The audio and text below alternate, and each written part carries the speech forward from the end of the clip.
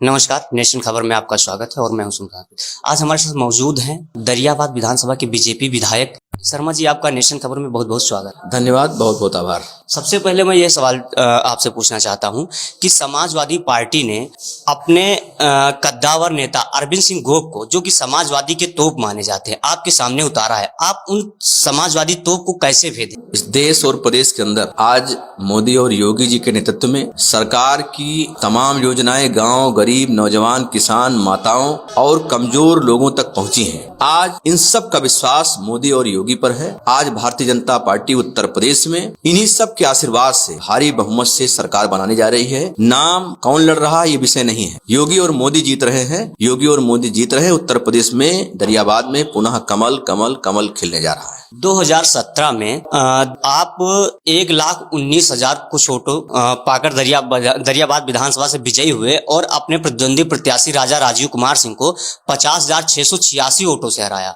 ये मोदी लहर थी। क्या इस बार मोदी लहर के साथ योगी का चेहरा भी है, तो मार्जिन बढ़ेगा या घटेगा? उत्तर प्रदेश के अंदर माननीय मोदी जी के मार्गदर्शन, उनके कुशल नेतृत्व में और योगी जी के नेतृत्व में लगातार आम जनता का विश्वास मोदी और योगी पर बढ़ा है। मुझे पूरा विश्वास है कि दरियाबाद विधानसभा के सभी सम्मानित मतदाता, हम सब ने जिस प्रकार से सुख दुख में उनके शामिल होकर क्षेत्र के अंदर तमाम विकास योजनाओं को गांव गांव, गली गली, घर घर पहुंचाकर योजनाओं से लोगों को लाभान्वित किया है। 2017 से बड़ा मार्जिन 2022 में भारतीय जनता पार्टी के पक्ष में जनता देने का काम करेगी। दरियाबाद की जनता कहती है कि सतीश शर्मा ने लखनऊ की आवास एवं लखनऊ के मिठाइयों का लाभ नहीं उठाया। अगर ये सत्य है तो सतीश शर्मा को आखिर 2022 के चुनाव में इतनी मेहनत क्यों करनी पड़ रही? देखिए, जब चुनावी महासमर होता है तो सभी राजनीतिक दल, सभी पार्टियां अपने अपने विचार लेकर जो हमने काम किया है अब तक लोगों के सुख दुख में लगातार 365 दिन, जाड़ा गर्मी बरसात, हम सबके सुख दुख में शामिल हुए हैं।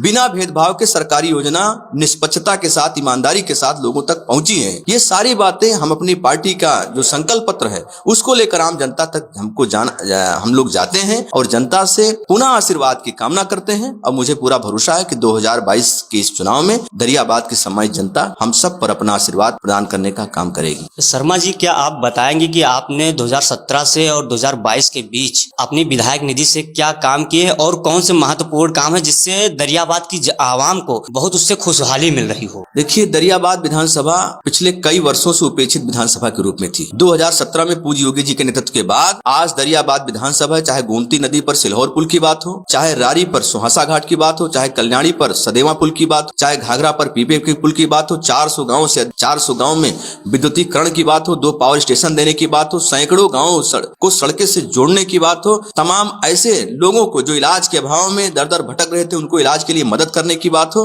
तमाम विकास योजनाएं आज विधानसभा दरियाबाद के अंतर्गत आई हैं। लेकिन विकास एक सतत प्रक्रिया है। आने वाले समय में 2022 में पुनः योगी जी के नेतृत्व में जो जनता की जन आकांक्षाएं हैं उन सब को हम लोग मिलकर पूरा करने का काम करेंगे। आप 2017 से 22 के बीच दरियाबाद की आवाम के लिए स्वास्थ्य, चिकित्सा एवं यातायात की सुविधाओं के लिए आपने क्या क्या किया? देखिए, हमारी सरकार ने लगातार से चिकित्सा के लिए हम बात करते हैं, लगभग 300 लोगों जो असाध्य रोग से पीड़ित थे उनको सीधे तौर पर हमने इलाज की व्यवस्था देने का काम किया है। कोरोना के इस महासंकट में जब समाजवादी पार्टी के नेता ट्विटर खेल रहे थे, उस समय भारतीय जनता पार्टी का एक एक कार्यकर्ता जान हथेली पर रखकर, ये बात दरियाबाद की जनता इस बात का गवाह है, हाईवे पर निकलने वाले तमाम ऐसे लाखों लोग की सेवा करने का काम भारतीय जनता पार्टी ने किया था। समाजवादी पार्टी के नेता उस समय बिल में छिपा करते थे, आज वोट के लालच में लोगों को गुमराह करने का काम कर रहे हैं। जनता इनके षड्यंत्र को जानती है। जिस प्रकार से समाजवादी पार्टी ने पिछले समय में इस उत्तर प्रदेश को दंगा युक्त प्रदेश बनाने का काम किया था, घोर अराजकता, कानून व्यवस्था को बिगाड़ने का काम किया था,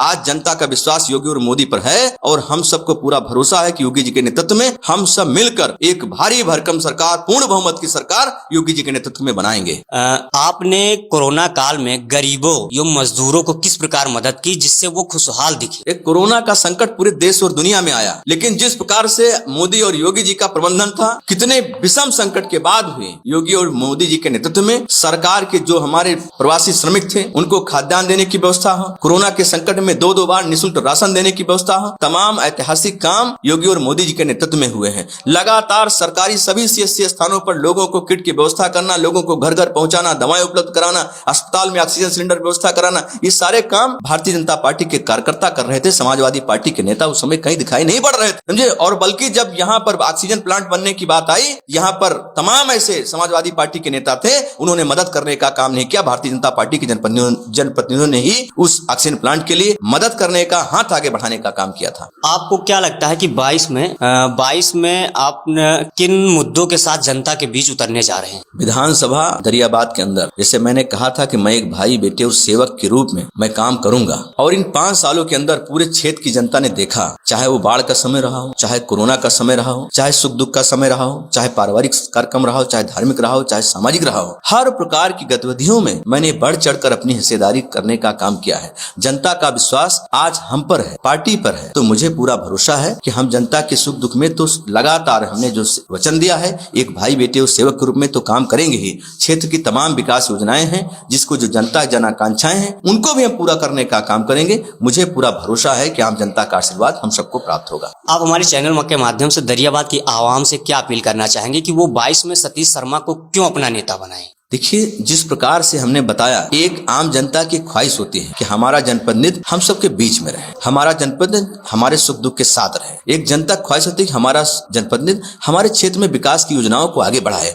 हमारे विधानसभा का नाम बढ़ाए। ये सारे काम इन 5 सालों में हमने भरपूर कोशिश किया है कि चाहे सुख दुख में शामिल होने की बात हो, चाहे विकास की योजनाओं को आगे बढ़ाने की बात हो, तो ये जो सारे काम हुए हैं, लगातार हम उनके बीच में रहे हैं। तो मुझे पूरा भरोसा है कि मैं अपनी जनता जनार्दन से अपील करता हूँ कि जिस प्रकार से तमाम लोग ऐसे लोग हैं जो ठेकेदारी व्यवस्था को पुनः पनपने देना चाहते हैं, जो एक ऐसे लोगों को, एक पिलर लोगों को खड़ा करके वोट लेकर अपना 9-2-11 होना चाहते हैं, ऐसे लोगों से हमको सतर्क रहने की जरूरत है, ऐसे लोगों से हमको जागरूक रहने की जरूरत है। हम पुनः ये वादा करते हैं आप सबसे, एक भाई, बेटे और सेवक के रूप में इस क्षेत्र की जो अहम जिम्मेदारी आप सब हमें सौंपेंगे, उसको हम भरपूर ताकत के साथ, आप सबके आशीर्वाद से, स्नेह से, अमूल्य मत से हम उसको निभाने का काम करेंगे। इस चुनावी सरगर्मी देने के लिए हमें बहुत बहुत धन्यवाद। इसके लिए मैं आपका आभार हूँ।